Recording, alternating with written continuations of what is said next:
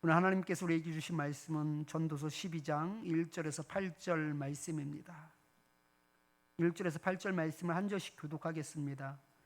너는 청년의 때에 너의 창조주를 기억하라. 곧 공고한 날이 이르기 전에, 나는 아무 낙이 없다고 할 해들이 가깝기 전에, 해와 달과 별과 별들이 어둡기 전에, 비 뒤에 구름이 다시 일어나기 전에 그리하라. 그런 날에는 집을 지키는 자들이 떨 것이며 힘 있는 자들이 구부러질 것이며 맷돌질하는 자들이 적음으로 그칠 것이며 창들로 내다보는 자가 어두워질 것이며 길거리 문들이 닫혀질 것이며 맷돌 소리가 적어질 것이며 새 소리로 말미암아 일어날 것이며 음악하는 여자들은 다 새하여질 것이며 또한 그런 자들은 높은 곳을 두려워할 것이며 길에서는 놀랄 것이며 살구나무가 꽃이 필 것이며 메뚜기도 짐이 될 것이며 정욕이 그치리니 이는 사람이 자기의 영원한 집으로 돌아가고 조문객들이 거리로 왕래하게 됨이니라. 은줄이 풀리고 금 그릇이 깨지고 항아리가 샘 곁에서 깨지고 바퀴가 우물 위에서 깨지고 흙은 여전히 땅으로 돌아가고 영은 그것을 주신 하나님께로 돌아가기 전에 기억하라. 아멘.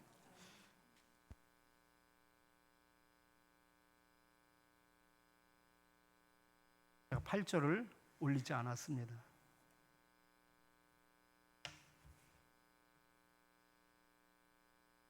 서로 바라보면서 함께 인사할까요? 참 잘 오셨습니다. 네, 참 잘 오셨습니다.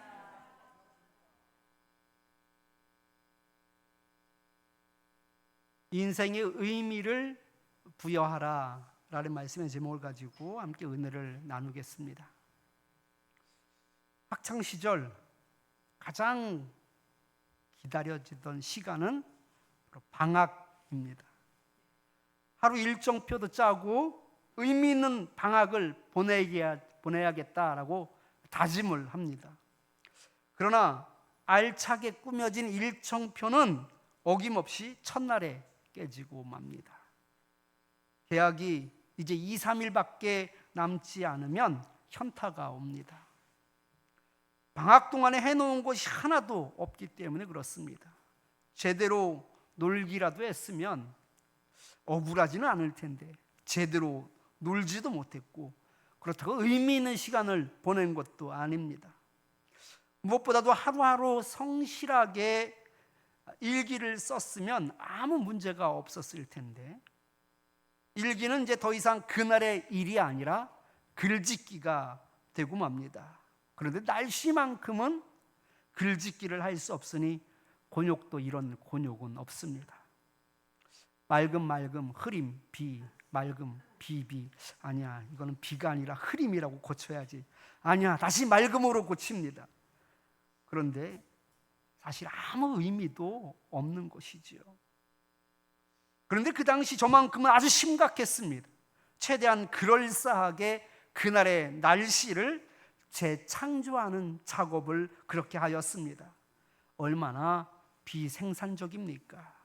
아무 의미도 없는 일에 심각하게 고민을 하면서 그날의 날씨를 적어 나갔습니다.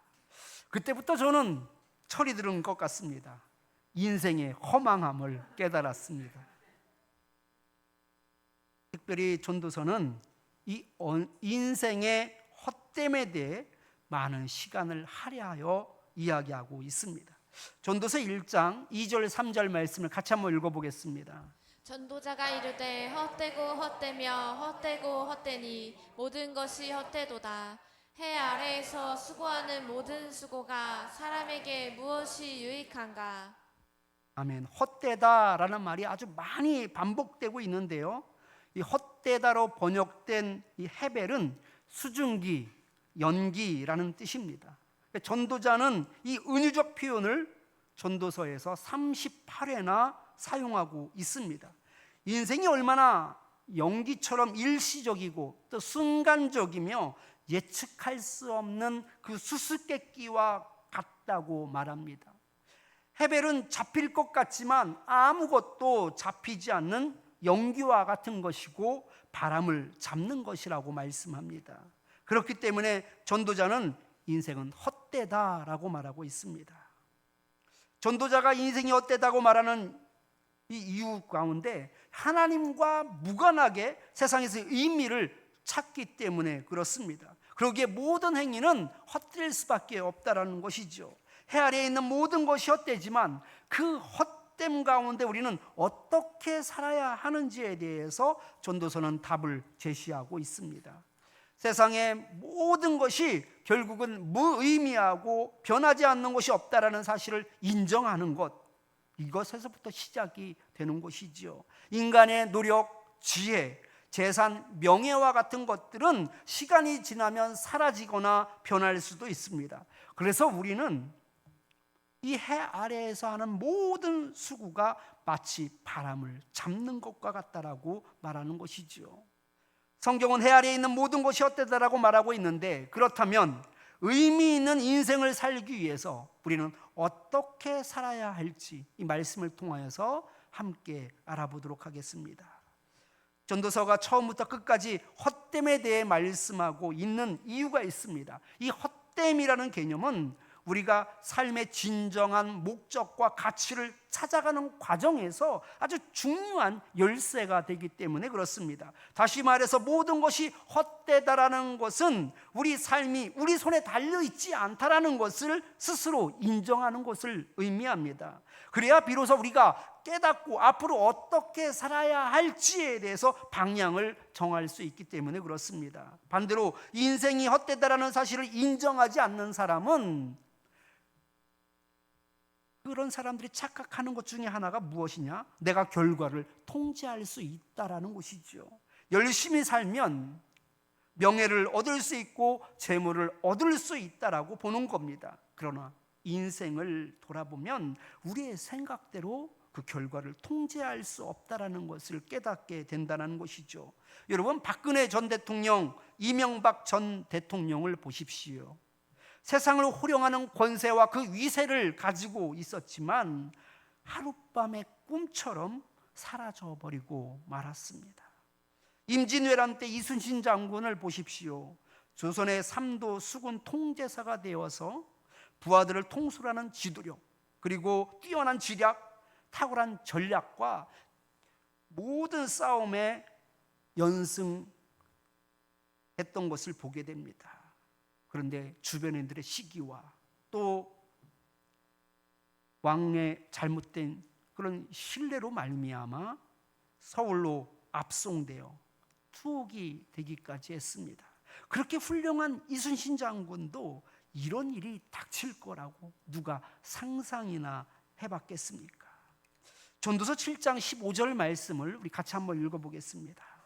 내 허무한 날을 사는 동안 내가 그 모든 일을 살펴보았더니 자기의 의로움에도 불구하고 멸망하는 의인이 있고 자기의 악행에도 불구하고 장수하는 악인이 있으니. 아멘. 세상은 이처럼 우리 뜻대로 되는 것이 하나도 없다라고 말씀하고 있습니다. 궁극적인 결과 또한 우리가 알 수 없는 것이죠. 우리가 그 결과를 통제할 수 없다라는 것을 말씀하고 있습니다. 그래서 전도자가 말하기를 내 스스로 한 모든 일과 내가 수고한 모든 것이 다 헛되어 바람을 잡는 것이며 해 아래 무익한 것이다라고 말하고 있습니다. 모든 것이 헛되다라는 것을 알아야 진정으로 의미 있는 삶을 살 수 있기 때문에 그렇습니다. 본문 1절 말씀을 같이 한번 읽어보겠습니다. 너는 청년의 때에 너의 창조주를 기억하라. 곧 공고한 날이 이르기 전에 나는 아무 낙이 없다고 할 해들이 가깝기 전에. 아멘. 의미 있는 삶을 살기 위해서는 청년의 때에 창조주를 기억하라고 말씀하고 있습니다. 우리 참빛교회 구성원을 보면 중년이 많으신데, 그렇다면 나는 이미 시기를 지나친 거냐라고 물으신다면 절대 아닙니다. 청년의 때와 반대가 되는 개념이 있습니다. 바로 공고한 날이 이르는 것과 아무 낙이 없다고 할 해를 의미합니다. 공고한 날이라는 것은요, 문자적으로는 노년의 비탄과 궁핍함과 고통스러움 상태를 의미한다라고 볼 수 있습니다. 이 공고한 날을 구체적으로 표현한 말이 나는 아무 낙이 없다라는 것입니다. 이 아무 낙이 없다라는 말은 노년의 무기력하고 아무런 의욕조차 없는 상태를 의미합니다. 그러나 공고한 날과 아무 낙이 없다고 할 해를 단순히 이 물리적인 시간에만 초점을 맞춰서는 안 됩니다.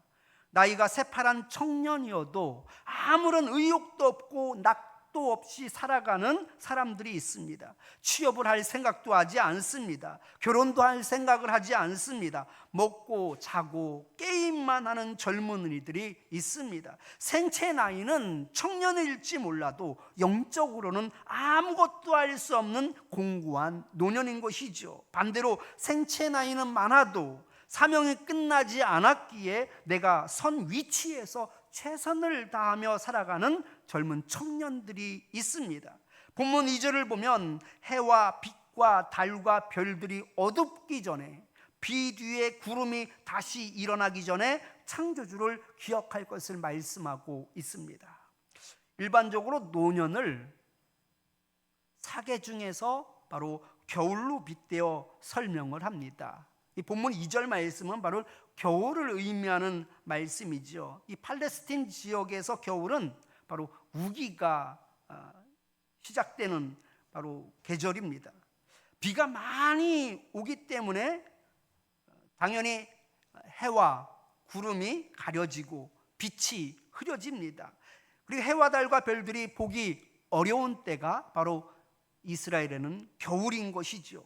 표면적으로는 신체적으로 쇠약한 노년을 의미하는 표현이지만 바로 영적으로는 열정과 의지를 잃고 살아가는 상태를 의미합니다. 지성에서 영성으로를 쓴 작가 이어령 씨가 말기암으로 투병 생활을 할 때의 일입니다. 평소 그 이어령 씨를 존경하던 이 김지수 작가가 이어령 씨와 나눈 대담을 책으로 내기 위해 그와 여러 번 인터뷰를 하였습니다. 그런데 그 과정이 결코 쉽지만은 않았습니다. 몸은 많이 쇠약하여져 있었기 때문에 컨디션이 떨어지는 때는 이 인터뷰가 갑작스럽게 취소되기도 여러 번 있었다고 합니다. 그 죽음의 위기도 또한 여러 번 겪었습니다. 마무리를 지을 수 있을지 염려가 될 수밖에 없었습니다. 그렇게 해서 세상에 나온 책이 이어령의 마지막 수업입니다. 마지막 숨을 몰아쉬는 이어령 씨로부터도 아직 배울 것이 남았던 것 같습니다. 그래서 이어령의 마지막 수업인 것이지요. 그렇게 어렵게 책을 출판되고 나서 3개월 뒤에 이어령 씨는 세상을 떠났습니다. 생체 나이는 병들어 몸이 쇠약하였지만 의지와 열정은 꺾이지 않았습니다. 이어령 씨는 암투병 중에도 내게 남은 시간 동안 유언 같은 책을 완성하고 싶다라고 말하였습니다. 그리고 그의 유언과 같은 말 중에 무릎을 칠 수밖에 없는 귀한 깨달음을 또한 우리에게 주었습니다. 그것이 무엇은 말이냐? 죽음을 앞두고 보니까 내 것인 줄 알았으나 받은 것이 선물이었다라는 말이었습니다. 그는 아직 하나님 앞에서 할 일이 남아 있었습니다. 그렇기 때문에 그는 청년으로 살다가 세상을 떠난 것입니다.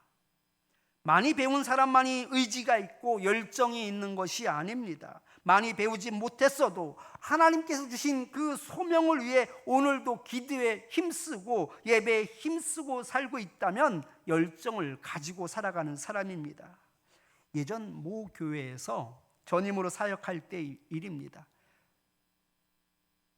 연세가 93세쯤 되셨는데요. 이분이 수요 예배도 금요 예배도 빠지지 않고 참석하여 예배를 드리는 분이었습니다. 또 그 교회는요, 구역 예배를 드리면 구역 보고를 항상 올렸었는데 그 구역 보고 중에 하나가 뭐였냐면 그 구역 식구들이 총 몇 장의 성경을 읽었는지를 보고해야 했습니다. 그러니까 한 사람이 아니라 그 구역 식구들 5명이면 5명, 6명이 6명이 그 도합 합쳐서 총 몇 장을 읽었다고 그렇게 보고를 하는 것이죠. 그런데 그 할머니가 속한 구역이 거의 1등을 했어요, 주마다. 근데 거기에는 이유가 있습니다. 이 93세 된 이 권사님이 한 주에 평균 100장에서 150장을 읽었습니다. 그 연세로 말미암아 글을 읽는 것도 힘들 그 나이임에도 불구하고 그 어떤 사람보다도 많이 읽었어요. 그리고 평소와 같이 수요 예배를 잘 드리시고 집으로 돌아갔는데 이분이 그만 의자에 잘못 앉으면서 엉덩방아를 찐 겁니다. 그러면서 꼬리뼈가 깨졌어요. 주일 예배를 처음 못 드리게 된 거예요. 신방을 가게 됐죠. 예배를 드리고 빨리 쾌차하셔서 다음 주일 예배 때 봤으면 좋겠다라고 했는데 그 주에 돌아가셨습니다. 그런데 이분은 청년의 삶을 살다가 청년의 때에 세상을 떠났다라고 저는 봅니다. 왜냐하면 그가 마지막까지 열정을 다하고 최선을 다하여 삶을 살았기 때문에 그렇습니다.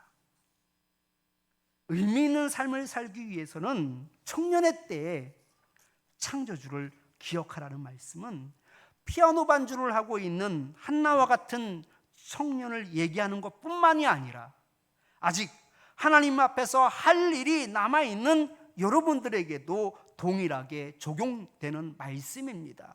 바로 여러분들이 열정을 가지고 최선을 다한다면 바로 지금이 청년의 때다라는 것이죠. 힘이 있고 능력이 있다 할지라도 창조주를 기억하지 못하고 사는 인생은 나중에 가서야 모든 것이 헛되었다라고 말을 하며 그 헛됨을 발견하게 될 테지만 창조주를 기억하며 사는 인생은 의미 있는 삶을 살 수 있습니다.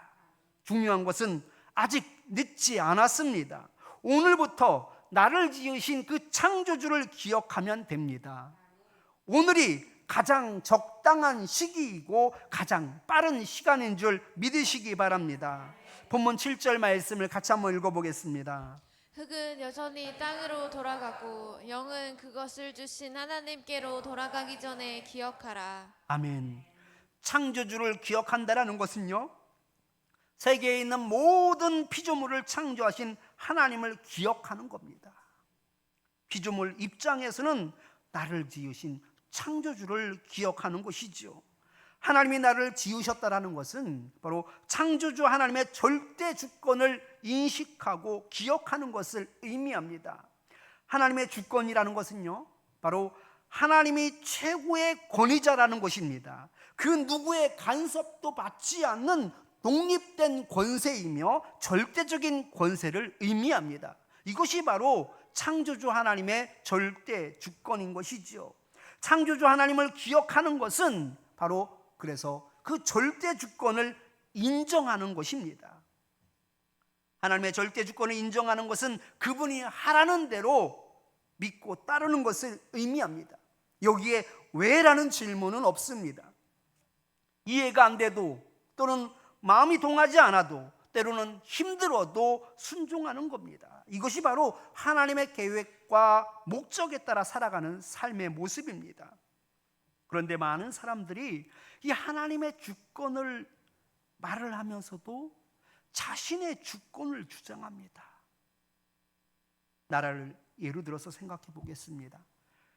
대한민국의 경우 1910년에 일본에 의해서 합병되면서 일본의 지배를 받게 되었습니다. 대한민국의 주권이 완전히 상실되었습니다.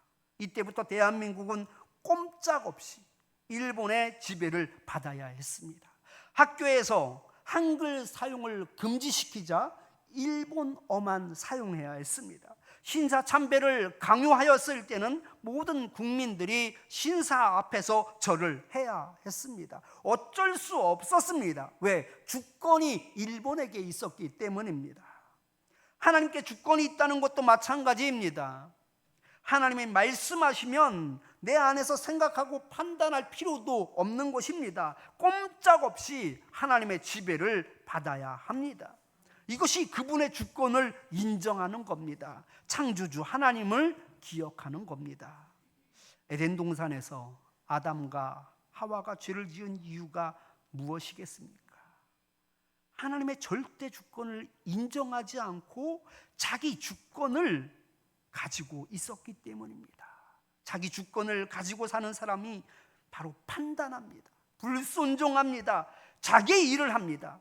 선악과를 따먹지 말라는 것에 대해 절대 주권을 가진 하나님의 말씀으로 들었다면 더 이상 판단하지 않았을 겁니다. 에덴에서 저주를 받는 일도 없었을 겁니다. 아담과 하와가 자신을 창조하신 하나님의 절대적인 주권을 인정하지 않은 결과는 아주 참혹했습니다. 에덴 동산에서 그들이 쫓겨났습니다. 그리고 그들은 쇠약하여 죽을 수밖에 없는 존재가 되었습니다. 에덴 동산에서 살다가 쫓겨난 그들은 비로소 인생의 덧없음을 누구보다 깊이 체험했을 겁니다. 반대로 하나님의 주권을 인정하고 그분의 뜻을 따라 사는 사람은 바로 의미 있는 삶을 살 수밖에 없습니다.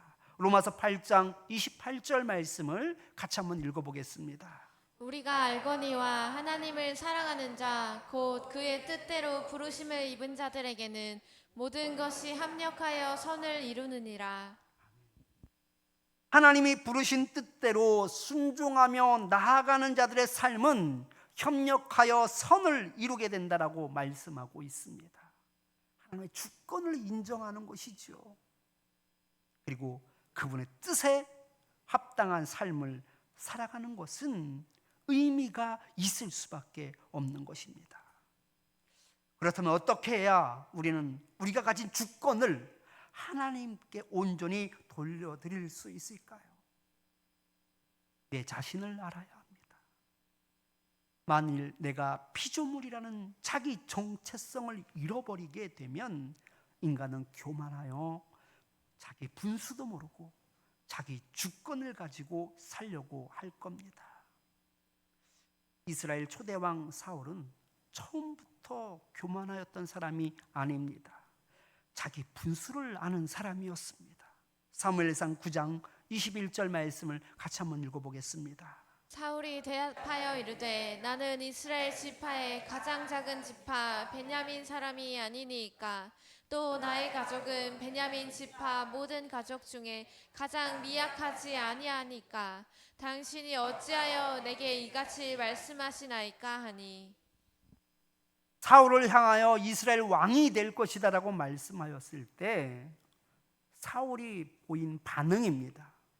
이 12지파 중에 가장 작은 지파가 바로 베냐민 지파였습니다. 거의 멸절하다시피 없어지다시피 하다가 겨우 명맥을 이어가는 지파가 베냐민 지파였기 때문에 그렇습니다. 그런데 그 베냐민 지파 중에서도 자기 가문이 가장 작은 가문이다라고 말합니다. 그런데 내가 왕이 된다고요? 이스라엘을 대표하는 왕이 된다고요? 있을 수 없는 얘기입니다라고 그렇게 사무엘 선지자에게 반응을 하는 것이었습니다. 그런데 그가 왕이 되고 나서요, 하나님의 주권을 인정하지 않기 시작합니다. 오히려 자신의 주권을 주장하기 시작하였습니다. 아말렉을 칠 때 모든 생명이 있는 것들을 멸하라고 하셨지만 사울 왕은 가치 없고 하찮은 것만 진멸하고 양과 소의 가장 좋은 것, 기름진 것은 살려가지고 돌아왔습니다. 자신의 주권을 자랑한 사울 왕은 하나님께 버림을 받을 수밖에 없었지요. 그의 자손들을 보십시오. 전쟁과 반역으로 말미암아 그 가문이 멸절하게 되었습니다. 얼마나 헛된 인생입니까? 반대로 에스겔은 그에게서 주권을 찾아볼 수가 없습니다. 에스겔 24장 16절 18절 말씀을 같이 한번 읽어보겠습니다. 인자야, 내가 내 눈에 기뻐하는 것을 한번 쳐서 빼앗으리니 너는 슬퍼하거나 울거나 눈물을 흘리거나 하지 말며, 내가 아침에 백성에게 말하였더니 저녁에 내 아내가 죽었으므로 아침에 내가 받은 명령대로 행하매. 아멘. 에스겔은 바벨론의 포로로 끌려간 사람 중에 한 명이었습니다. 그런데 하나님께서 그 에스겔에게 뭐라고 말씀하시냐면, 내게서 아내를 빼앗겠다라고 말씀합니다. 그 아내가 죽을 텐데 그때 너는 슬퍼하지도 말고 울지도 말라라고 말씀합니다. 하나님께서 에스겔에게 이렇게 말씀하신 이유가 있어요. 포로로 끌려간 많은 사람들이 있었었는데 그 사람들이 헛된 꿈을 가지고 있었습니다. 예루살렘은 하나님의 도성이기 때문에 하나님께서 지켜주실 것이고 절대로 예루살렘은 멸망당하지 않을 것이다라고 생각했습니다. 그리고 자신들은 어떻게 운이 나빠 지금 포로로 끌려와 있지만 우리는 다시금 예루살렘으로 돌아갈 것이다라고 생각했습니다. 그래서 짐도 풀지 않은 상태에서 돌아갈 날만 그렇게 기다리고 있었던 것이죠. 그런 상황 가운데 에스겔에게 말씀하시기를 아내가 죽었을 때 슬퍼하지도 울지도 말라는 겁니다. 이 얘기는요, 예루살렘이 어떻게 멸망할지에 대해서 예언한 말씀입니다. 너무나 참혹한 결과 가운데 예루살렘이 멸망당할 것을 말씀합니다. 처자식이 죽어도 그 상황을 바라보면서 울 수도 없고 슬퍼할 수도 없는 그런 정신 나간 상태에서 그냥 바라만 볼 수밖에 없는 상황이 그 예루살렘에서 이루어질 것이다라는 것을 포로민들에게 알려주기 위함이었습니다. 여러분, 그러면 어떻게 말하면 좋겠습니까? 하나님 그것을 이야기하면 그걸 정말로 구체적으로 그들이 이해할 수 있게끔 제가 얘기를 하겠습니다. 꼭 내 아내가 죽어서 죽은 것을 보고 슬퍼하지도 않고 울지도 않는 모습을 보여주는 것으로 그렇게 가르쳐줘야지 되겠습니까?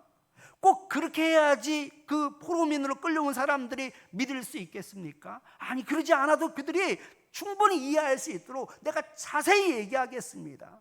그 땅에서 어떤 일이 일어나게 될지, 바벨론에 의하여서 멸망을 당할 때 처자식이 죽어도 울 수 없는 상황, 그 허망하고 허탄한 그들의 모습을 제가 아주 상세하게 내가 진짜 보는 것처럼 그렇게 설명을 하겠습니다. 그러니 내 아내를 거두어 가지 마십시오. 내 아내를 죽이면서까지 그들에게 이런 교훈을 심어줄 필요가 있겠습니까? 이거 너무합니다 라고 여러분 그렇게 말하지 않을까요? 그런데 하나님께서는요, 에스겔의 아내가 죽는 것을 통하여서 에스겔이 어떻게 반응하는지를 그 사람들이 보기를 원했습니다. 슬퍼하지도 울지도 못하는 그 상황, 이것이 바로 예루살렘에서 이루어질 일이다라는 것을 가르치려고 하였던 것이죠.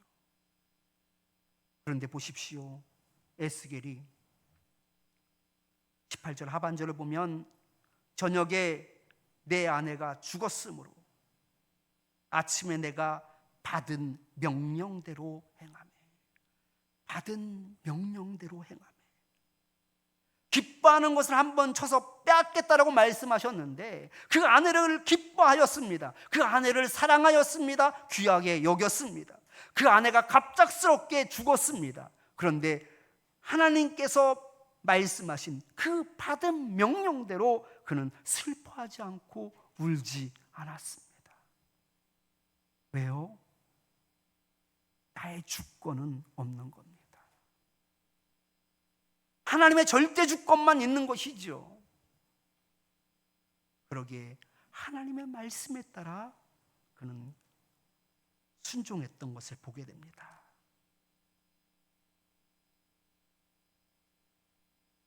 오늘 말씀을 준비하면서 의미 있는 인생을 사는 사람은 바로 종과 같다라는 생각을 해보았습니다. 종은 자기 주장대로 하는 것이 하나도 없습니다. 주인이 시키는 대로 따릅니다. 왜? 라는 질문도 하지 않습니다. 주인의 명령에 내만 있습니다. 왜냐하면 종은 주권이 없기 때문입니다. 주권은 오직 주인에게만 있습니다. 이 사실에 대해 종은 조금도 헷갈려 하지 않습니다. 그래서 종은 가라고 하면 가고 오라면 옵니다. 이것이 바로 종으로서 의미 있게 사는 것이죠. 우리도 마찬가지입니다. 종이 자신의 위치에 대해 주인과 헷갈려 하지 않듯이 우리도 피조물이고 하나님은 창조주라는 사실에 대해서 잊지 않는다면, 헷갈려 하지 않는다면 우리는 하나님의 절대 주권을 인정하게 될 것이고 그분의 말씀에 순종하게 될 것입니다. 이럴 때 우리는 하나님의 뜻대로 쓰임을 받게 될 것이고 허망한 인생이 아니라 의미 있는 인생을 살게 될 줄 믿습니다. 이 말씀을 기억하면서 우리 우물가의 여인처럼 함께 찬양하겠습니다.